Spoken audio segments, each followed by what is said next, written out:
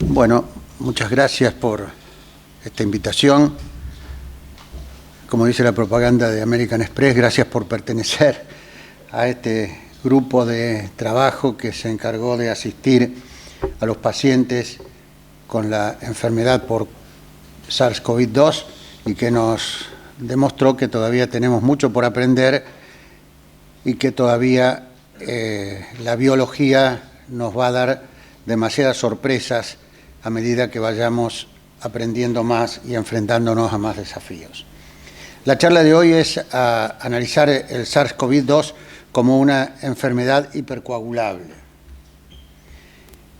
La infección por SARS-CoV-2 se asocia con un aumento de la producción de citoquinas proinflamatorias que median la activación de las células mononucleares y endoteliales, aumentando la expresión del factor tisular y por ende la activación de la coagulación con la generación de trombina.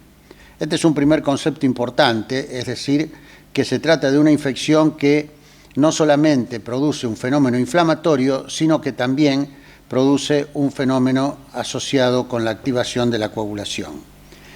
Y esto genera una disfunción endotelial que se asocia con mayor producción de trombina y la supresión de la fibrinólisis, lo cual aumenta más aún el estado de hipercoagulabilidad. A ello se agrega que, como ustedes saben, el SARS-CoV-2 afecta primariamente y en forma muy importante al pulmón, generando hipoxia, la cual puede generar trombosis a través del incremento de la viscosidad de la sangre y la activación del factor transcripcional asociado con la misma y sus vías de señalización. El aumento de la coagulación en la infección por SARS-CoV-2 se caracteriza por el aumento del dímero D, de los productos de la degradación de fibrina y del fibrinógeno. Y a través de los estudios de coagulación realizados se ha demostrado que esta enfermedad en realidad no tiene las características de la coagulación intravascular diseminada, sino fundamentalmente de la activación endotelial y a través de la activación endotelial de la generación de trombina, ¿verdad? Yo les pido disculpas porque la mayoría de las diapositivas están en inglés, pero tratándose de una enfermedad que lleva tan poco tiempo, la mayor cantidad de material producido ha sido y publicado en inglés, de modo entonces que es muy difícil encontrar una bibliografía en español que nos permita acercarnos, por lo menos en forma bastante científica, a este problema.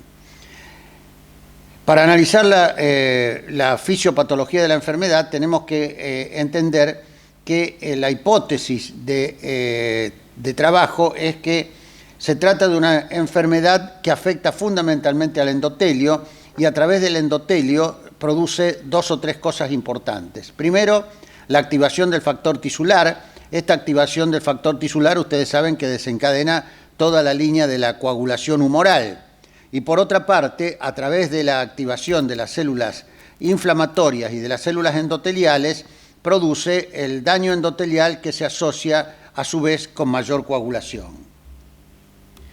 A ello se agrega, como decíamos anteriormente, la hipoxemia y la inflamación pulmonar. Ambos mecanismos se asocian con fenómenos de vasoconstricción, aumento de la coagulación y lesión vascular, y a su vez una inhibición de la fibrinólisis, todo lo cual conduce, en definitiva, a la activación del fenómeno coagulatorio.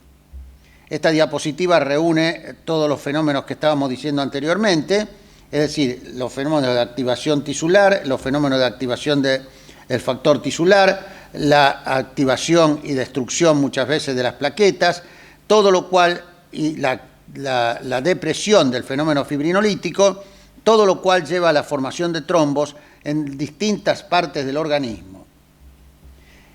Esto es una diapositiva más que analiza este tema. Se han publicado mucho sobre el estado hipercoagulable y muchos trabajos que han analizado la estructura molecular que se ve afectada en esta enfermedad. Esta es una enfermedad que se comenzó analizando en su aspecto macroscópico a través de lo que pasaba al pulmón en los aspectos radiológicos, tomográficos, etc. Después se pasó a analizar el aspecto virológico y en este momento estamos ya en el aspecto molecular y en ese análisis del aspecto molecular lo que se ve fundamentalmente es que se trata de un fenómeno mixto, inflamatorio y de coagulación.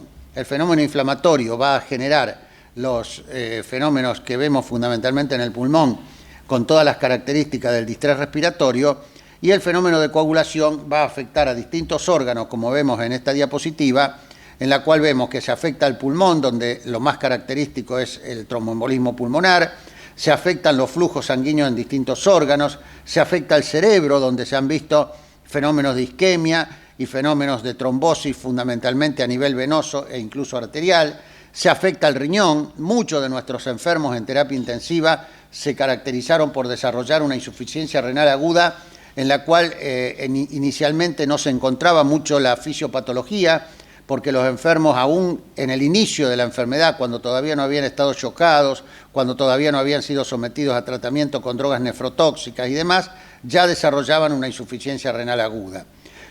Por supuesto, también se afecta el intestino, se afectan prácticamente todos los órganos de la economía con estos fenómenos trombóticos que vemos en esta diapositiva. Se puede observar, por otra parte, que a nivel de los distintos órganos de la economía se observa fundamentalmente una elevación de los fenómenos de coagulación, en particular traducidos por el aumento del dímero D. Muy bien, como decíamos anteriormente, el fenómeno más importante a nuestra visión de la afectación trombótica del fenómeno SARS-2 es a nivel del pulmón, donde no solamente se observan las características propias del fenómeno inflamatorio responsable del síndrome de dificultad respiratoria, sino que muchos de estos enfermos, aún durante la enfermedad y, curiosamente, ya transcurrida la fase aguda de la enfermedad, se caracterizan por presentar fenómenos tromboembólicos, como se puede observar en esta diapositiva, en la cual vemos un enfermo con la patente característica del distrés, que en el momento en que comienza a mejorar sufre una agravación súbita, hacemos una angiotomografía y observamos el tromboembolismo pulmonar. Acá tenemos otro caso muy característico en el cual se puede observar el trombo cabalgante sobre la arteria pulmonar. Son manifestaciones de esta enfermedad que, vuelvo a repetir, hemos visto muy frecuentemente. A nivel del cerebro se han observado fenómenos trombóticos a nivel del parénquima cerebral y en este caso particular, como vemos, es un caso de una trombosis del seno venoso longitudinal superior, que es otra de las manifestaciones de la enfermedad y que también se ha observado con la vacunación, en particular con un tipo particular de vacuna que tiene la capacidad de producir con relativa frecuencia, muy baja, pero aparecen fenómenos trombóticos en distintos órganos y en particular en el cerebro. ¿Cuál es el valor del dímero D para el diagnóstico del tromboembolismo pulmonar? Se ha discutido muchísimo este tema, hay infinidad de trabajos. En nuestra casuística, nuestro grupo de trabajo evaluó a pacientes con sospecha de tromboembolismo pulmonar con dosaje de dímero D, ecocardiografía y angiotomografía de tórax, cuando existía una sospecha firme de tromboembolismo pulmonar. Se analizaron un número importante de pacientes y aquellos que tenían un dímero D mayor de 9.5 tenían una posibilidad de tromboembolismo pulmonar muy significativa. O sea que este valor, el valor de corte, para todo el grupo de más de 8 de dímero D, y si se asociaba con una alteración del electrocardiograma, estos pacientes tenían una posibilidad muy elevada de tromboembolismo pulmonar. O sea que la combinación de dímero D y ecocardiograma podía en algunas circunstancias hacer innecesaria realizar una tomografía de tórax, porque ya esos dos valores, si estaban alterados, eran responsables de la aparición de tromboembolismo pulmonar. En definitiva, la inmunotrombosis es un fenómeno propio de la infección por COVID-2. El principal factor de riesgo es la intensidad del fenómeno inflamatorio y cómo y cuándo debemos hacer profilaxis. Y este es otro de los temas más discutidos de la bibliografía y de la literatura actual. En esta conferencia que tuvimos oportunidad de presenciar en el mes de septiembre de este año, se discutió por un grupo de hematólogos muy importante de Europa cuándo y cómo se debía hacer tromboprofilaxis para el tromboembolismo pulmonar, y en todas las consideraciones es que se debe hacer tromboprofilaxis con dosis profilácticas porque las dosis terapéuticas todavía no han sido demostrativas de su efectividad. Los dos trabajos últimos que se han publicado al respecto, que los dos salieron en el mismo número del New England del mes de septiembre de este año, en un grupo se trataron pacientes no críticos y en otro grupo se trataron pacientes críticos. Y se observó que los pacientes no críticos, la utilización de dosis terapéuticas de heparina de bajo peso molecular podía prevenir el fenómeno de tromboembolismo pulmonar, mientras que en pacientes críticos no lo hacía. Probablemente eso tenga que ver con que el fenómeno de coagulación en los pacientes críticos sería mucho más activo que en los pacientes no críticos y probablemente podría existir o un fenómeno de dosis inadecuada para el caso de los pacientes críticos o que ya estaba instalado el tromboembolismo pulmonar y el intento de evitarlo con dosis terapéuticas no sería efectivo. En definitiva, en los grupos de riesgo bajo y elevado, la terapia anticoagulante es útil en individuos de riesgo bajo. Sin embargo, en individuos de riesgo elevado, las causas de muerte exceden a los eventos tromboembólicos. Por lo tanto, no sería efectiva la terapéutica en estos enfermos y en esos casos existiría mayor riesgo de hemorragia que de prevención de trombosis. Vuelvo a repetirles, este es un tema que todavía está en estudio y todos los días vemos aparecer nuevos trabajos con distintos números de pacientes tratando de analizar qué tipo de terapéutica realizar en estas instancias. Tratando también de mejorar esta perspectiva, se hicieron ensayos con aspirina y con clopidogrel, ninguno de los cuales resultaron efectivos tampoco para la prevención de la enfermedad.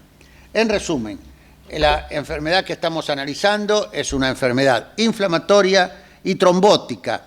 Hay que estar atento a que la resolución del problema inflamatorio podría ser tratado, y existe en este momento ya algunas terapéuticas con algunos compuestos monoclonales que ustedes saben que han aparecido en la bibliografía, y el fenómeno trombótico, todos los pacientes deben recibir profilaxis con heparina de bajo peso molecular y sería muy complicado establecer aún en este momento si las dosis terapéuticas pueden ser útiles para evitar este problema.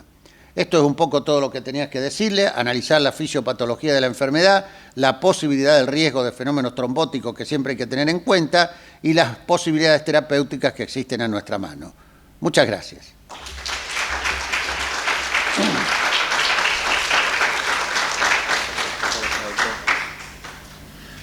No sé si hay preguntas o seguimos. ¿Hay alguna pregunta? Sí.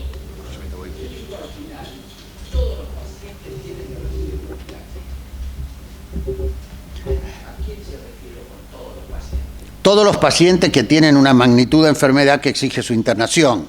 O sea, no lo vamos a hacer en los pacientes ambulatorios que no tienen. Y también tendríamos que tener en cuenta el riesgo precedente del paciente. Es decir, si yo tengo un paciente que tiene una infección por COVID-2, que tiene 25 años y que no tiene hipoxemia severa, no le hago nada.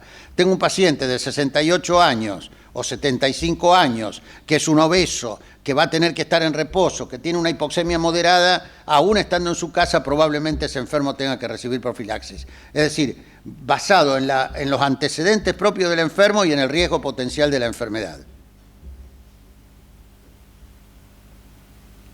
Bueno, muy bien, muchas gracias.